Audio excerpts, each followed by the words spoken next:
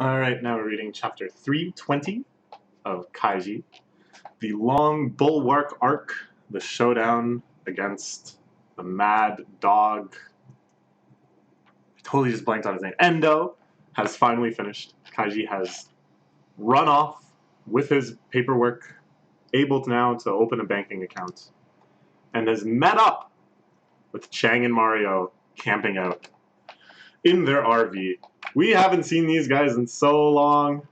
It's so nice to see them. He holds out his bank book triumphantly. It's been what, like a week in manga time. I'm sure they were pretty stressed out, wondering what had come of their friend, wondering what difficulties had waylaid him. But he made it back with his insurance papers. That's all that matters now. That's great. I'm so glad. Somehow or other, I managed to make it back with my insurance papers. My family insurance papers. Kaiji is almost in hysterics. He can't explain anything. He can't move forward with the plan or anything like that. He's just so full of celebration. Oh, so he actually was able to make a call to them. Because that's right, they had gotten cell phones. Just for this sort of eventuality. Just so they didn't have the same despair as when Chang went missing on his previous insurance. Or previous adventure, sorry. I read the word insurance. On his, he didn't have much insurance on his adventure, which was the problem. And he let them know. I've been surrounded. No sign I'll be getting out for a while. So that was back when he thought he would have to do the full bulwark plan, that he would have to hole up in his mom's place until they gave up and left.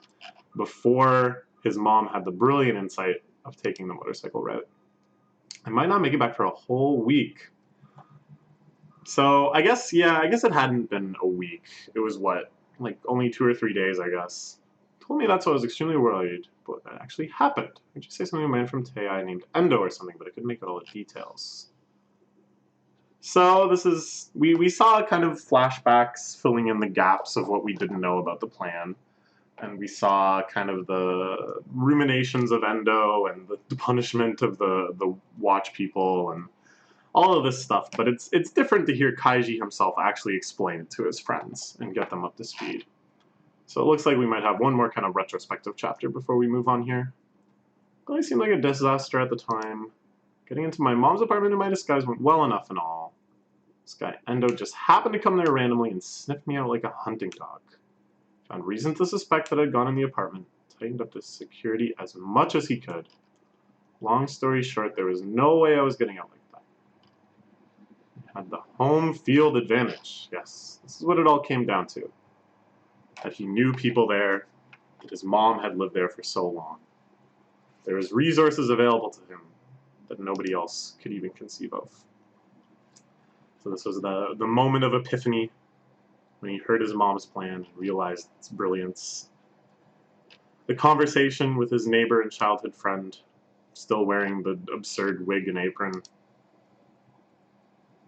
heading out in the helmet, right in front of Endo. This is kind of cool, the way it's depicted entirely through textless pages. As we know, it's actually kind of neat because it's like the exact inverse of what's actually happening. Like, what's actually happening is Kaiji is telling this whole story with just his words. And we're seeing that depicted as only pictures with no words. Yeah, that's kind of neat. Alright. Wow. Chang says. You sure put it into words. You really did that. Tei really means business. Better not get too close to the connections we made so far. Places we've stayed. My mom's apartment, all our friends and acquaintances. Short. Can't grow approaching the past. For us now, all we have is the future. Hence the name of the chapter. I love all these interior shots of the RV, by the way. It just looks so cozy, with the little microwave and this fold-out futon.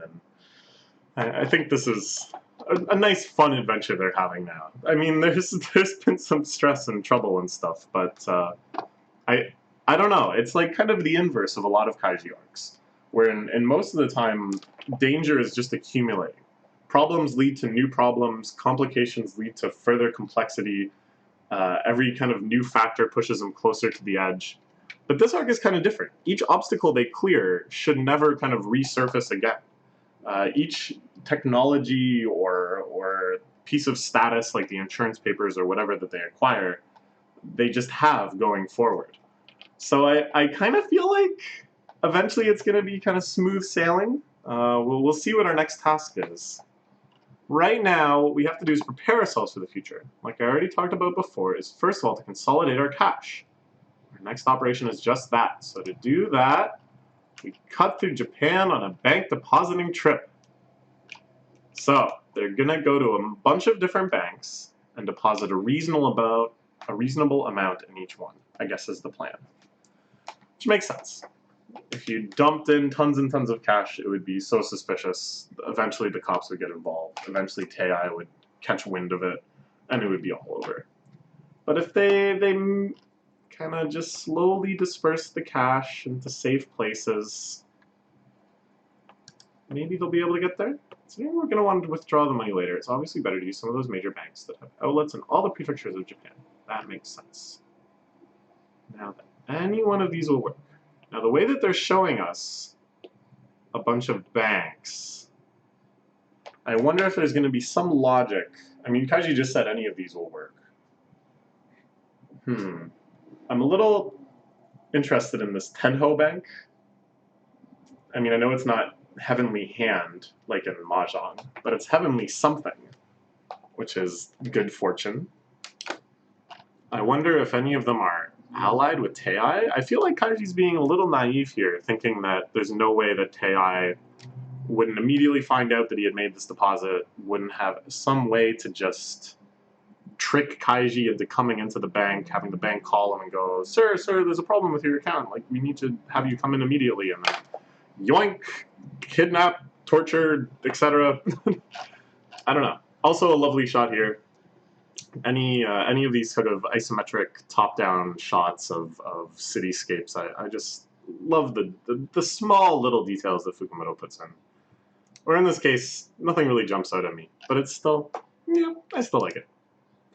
Anyone is fine. It doesn't really matter which ones we use, but something I want to work out with you guys before that. Let's go back to the van for a minute. Before I said we should go and deposit 30 million yen at a time, right?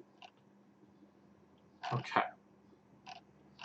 As for why I thought it ought to be 30 million, even the 600 million you two need to deposit would take 20 times if we went 30 million each time. It's 20 different accounts you need to go to the teller window and set up. Figured if we didn't keep it down to that much effort, it'd take us too long to get anywhere. Very true. I got what you meant to do. So the first time, Mario's like, come on, Kaiji.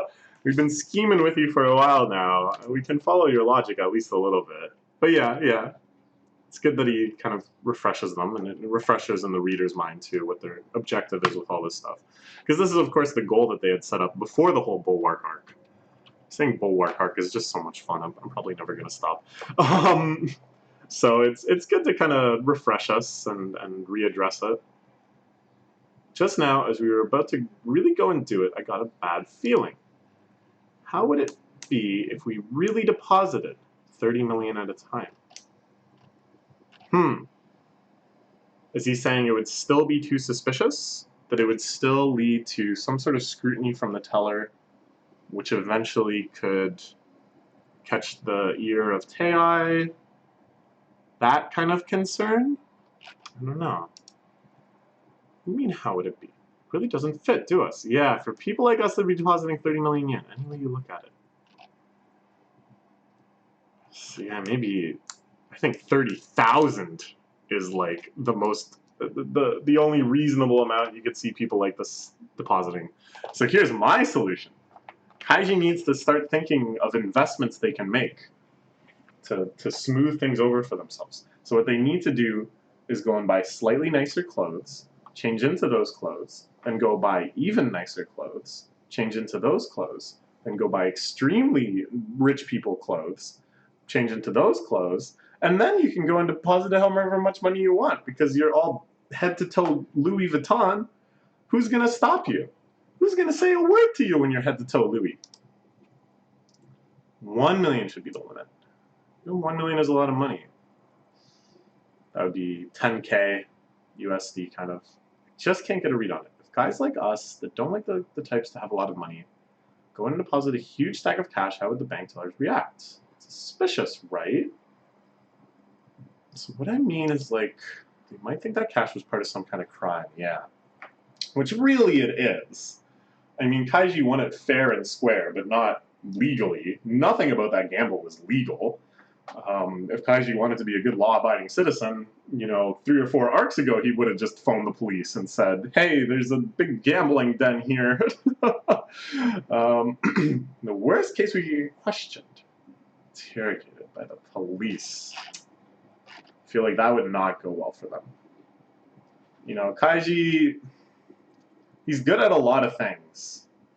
And during the explanation to his mom mini arc, we saw him get pretty crafty with the truth. But that was his mom, I think against the police, Kaiji himself would probably crumble. And Chang and Mario, I think, have just no chance at all. Okay, so let's go with 10 million. I used to know this person. Came here with me from China. We've done a whole host of crimes, things like forging passports and smuggling. Is this like an elephant tusk? Just sometimes exported to China illegally for traditional medicine type things, I think. So the 10 million yen doing things like that, and you put it all in the bank with no problem. Huh! Okay, well that's like one anecdote at least. Do you have to just kind of come down to the law of you gotta hope that the tellers just don't give a crap? That they're just so trained in their service standards that they're just like robotically doing everything? It's something to bank on, the apathy. 10 million is no problem at all, right? It's that person I know. If you want to talk about looking suspicious, you can't even compare us to him. How do I put it? It's almost like he was committing a crime just by walking around. Oh my god, look at this guy. Is that what he really looks like? Or is that just like the type of person he was?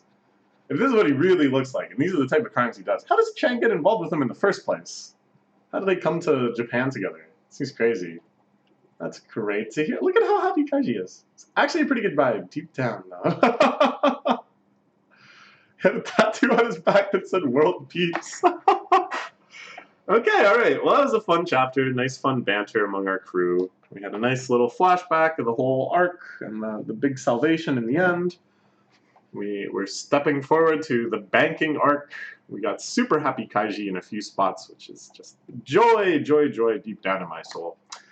So yeah, let's see how the banking arc goes. I feel like it won't be as smoothly as they hope, and yet it's kind of hard to imagine what sort of complications could arise in this that aren't just like immediate game over too. So I don't know. It'll be interesting. All right, that's all for now.